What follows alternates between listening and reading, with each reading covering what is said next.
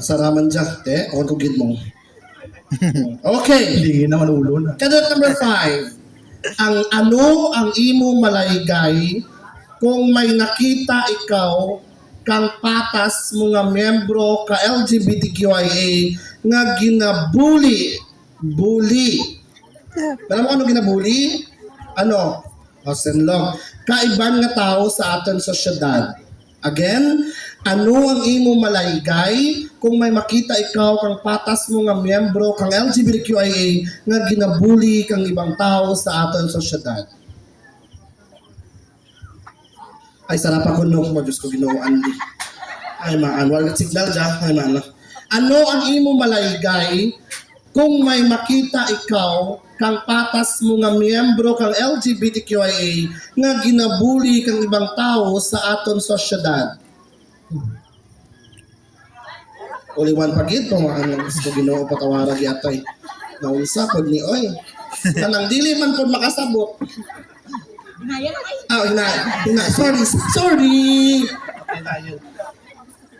Ang imo malagay kung makita. Amal mo hinayin. Laka-lakain. Hindi pa. Okay.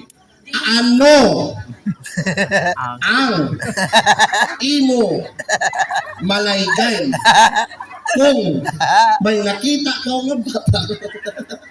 Marapat na nila karon ka dyan. Okay, again, ano ang imo malaygay kung may nakita ikaw kang patas mo nga miyembro nga ginabuli kang iban nga tao sa aton sosyedad?